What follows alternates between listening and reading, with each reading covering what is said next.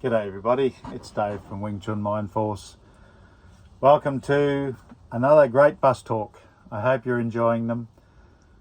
I've been really enjoying all the thumbs up and the comments, and those people who comment and give me thumbs up, believe me, I really appreciate you.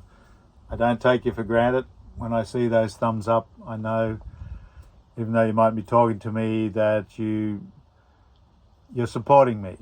I'm not saying that you always find what I do absolutely riveting, but at least you care enough to give me a thumbs up. And I love the fact that people just come out of the blue and make great comments. I get new people coming to my channel and the old faithful.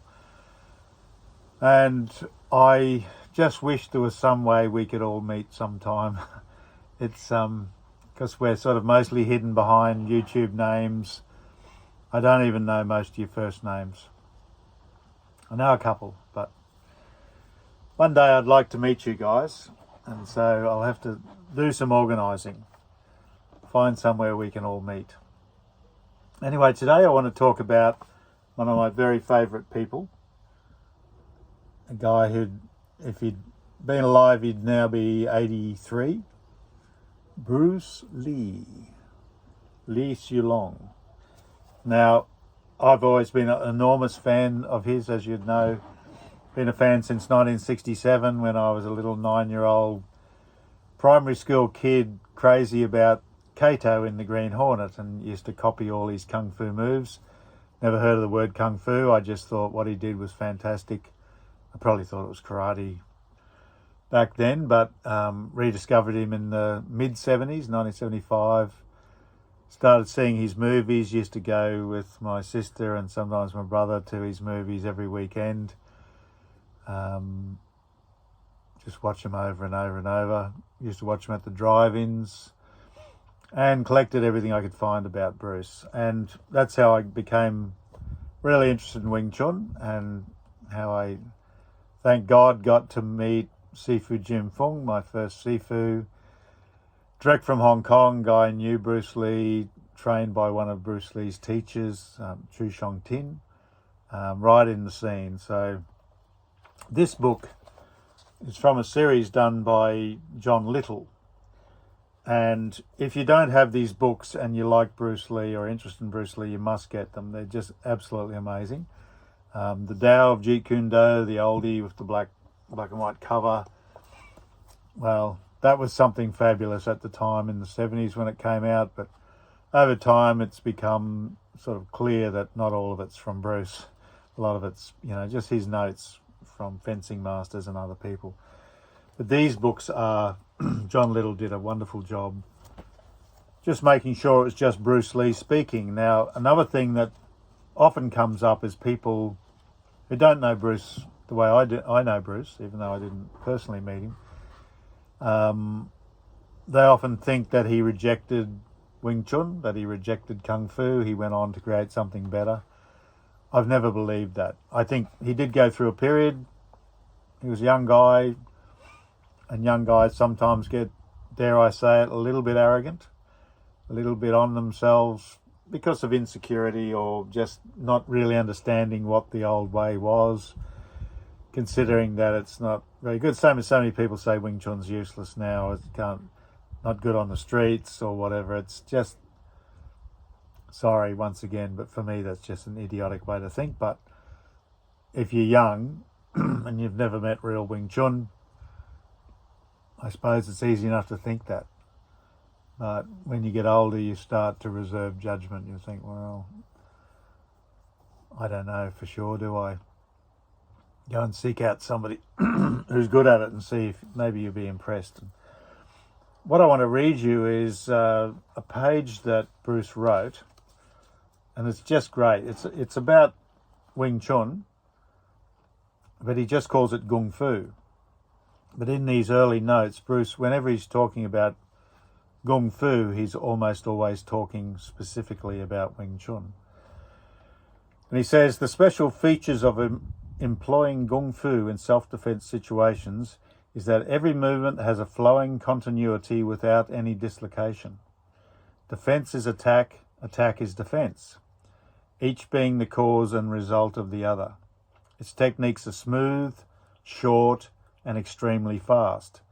They are direct, to the point, and are stripped down to their essential purposes without any wasted motions. Simplicity is the key word in this art, to do the utmost in the minimum of motion and energy, and can be practiced by both sexes.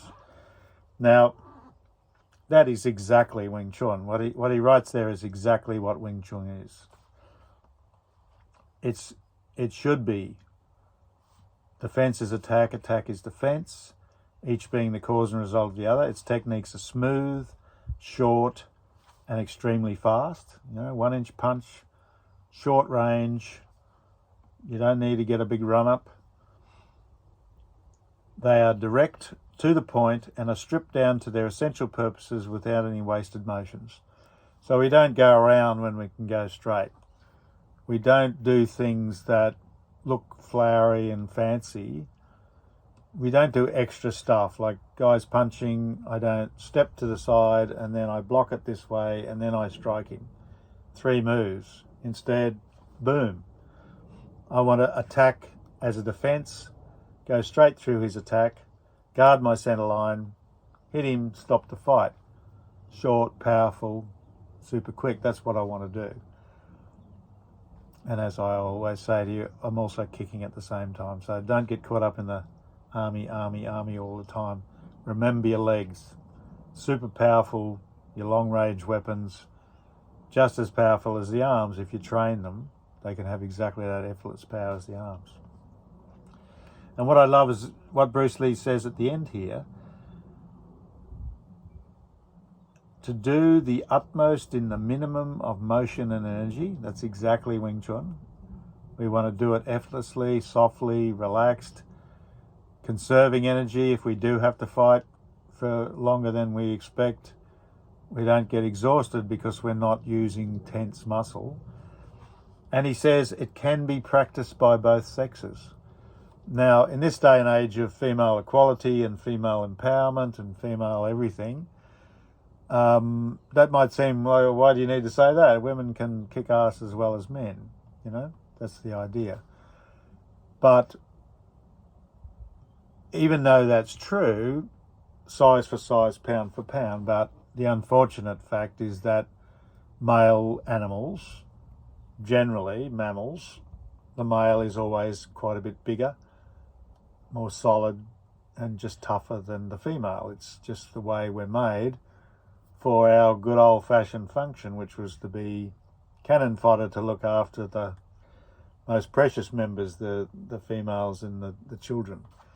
That's the good old way, even though that's out of fashion now apparently. But that's what the male does. So when a woman's fighting a man that's a lot bigger, it's like me at 200 pounds fighting somebody who's, 250, 300 pounds. But Wing Chun levels that field because it's not based on being big and strong and tough and muscular. It's that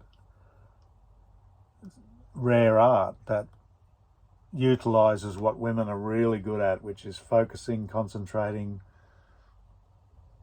being soft and fast.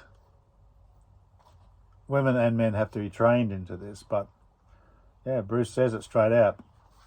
And he says the average person is usually over-impressed by the size and arrogance of his possible opponent, who usually uses his thuggish arrogance for all it's worth, seeking to create an effective bluff to frighten or subordinate your resistance to his apparent superior size and brutal grimaces, neither of which are positive proof of his abilities to subdue you. He works on the common idea that a smaller person is usually scared by his size, but don't be fooled.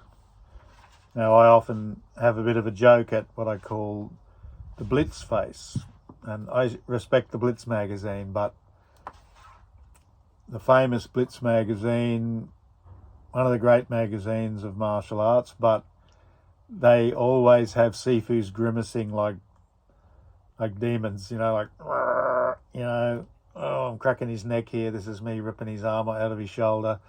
this is me breaking his legs in 3 places and making him a cripple for the rest of his life. It's sort of that, it sort of glorifies that scary, brutal, thuggish thing. And I sort of get it. You want to be a tough guy to the tough guy. You know, if you're dealing with that sort of thug who's like that, you want to be his match. However, my personal experience, and I've had a lot of fighting experience, more than the average person, is that smiling calmness freaks people out more than grimace and calling them F this and F that, and I'm gonna, and you know, your mother, and all that shit, all that boasty sort of braggy shit. It doesn't scare you as much as some dude who's really calm. And I remember this fellow bouncer in the club. This young woman just shoved away past me and this other bouncer at the door, and no one was allowed in the club. So I grabbed hold of her arm and said, "Hey, you, come back here." And she didn't swat at me, but she was about to. She was bellowing at me, "How dare I stop her coming in?" And I said, "I don't know who you are. Why have you got a right to come here? You're not allowed in here." "So-and-so's my boyfriend. You're going to get it." So she goes off. Next thing, this guy comes back. And this guy had the demeanour of somebody who'd had a bit of a hard life, maybe been incarcerated for some length of time, but he was one of those overreactors, you know, and he had this to the max, this grimacing, mad eyes, threatening, swearing thing. So he's up at me and he's got his nose close to me and he's bellowing in my face and obviously, you know, trying to scare the shit out of me. And I'd just left the police at that stage and I was used to dealing with dickheads like that. And I knew what I was capable of. And I just stayed absolutely calm. And I said, "Mate, your girlfriend is no one to me. I've never met her. She just can't barge her way in here. And I would appreciate it if you'd back off." And this guy's just expected me to, you know, fall into a blubbering heap. "Oh, please don't hurt me, scary man." Eventually he backed off and I looked at the bouncer beside me and I could tell the prick wasn't going to back me up. I could tell he was scared of this dude. So this is before I knew Wing Chun. So I'm just standing there thinking, I'm going to get my head thumped here, but this prick's going to get it too. And luckily he backed off. So, you know, that's the thuggish thing that you'll strike all the time. You know, you don't really strike old school guys like me that often. Anybody my age shouldn't be an idiot doing that sort of stuff anyway. But we did have a more gentlemanly, chivalrous approach sometimes. You know, it was considered too much yelling and boasting was always considered a sure sign of weakness. And I guess that's because I grew up during the Vietnam War and my parents and my grandparents, you know, they're all people who'd been through the wars, and, you know, so many of the men in my life were actual hard men, like these commandos, soldiers who'd fought the Japanese in New Guinea or fought the Germans or flown, you know, 30 missions over Germany, getting the shit blown out of them by flak and fighter planes and jets. These were real men and they knew what a real man's like, and a real man is not like trying to intimidate somebody with a whole lot of yelling and swearing. That's sort of a bitch's way of doing it, if I may use that phrase. A lot of people do that now. It's sort of, you know, it's a whole cultural complex. I'll leave it at that. But, you know, Bruce is saying don't be thrown by that. He said there are other psychological factors going on here, and the old axiom, the bigger they are, the harder they fall, always applies. Size is never a true indication of muscular power and efficiency, as all Chinese boxing masters know all too well. The smaller man usually makes up for the balance of power by his greater agility, flexibility, speed of foot, and nervous action. Bear this in mind once you go into action and fight with your opponent at his weakest points of vantage, which are mostly gravitation, throwing him off balance, and applying such leverage principles so that his body is used towards his own defeat. Also bear in mind that once you hesitate or stop, The stronger person has the chance to bring his strength to bear, but never if you keep moving and are particularly faster than him.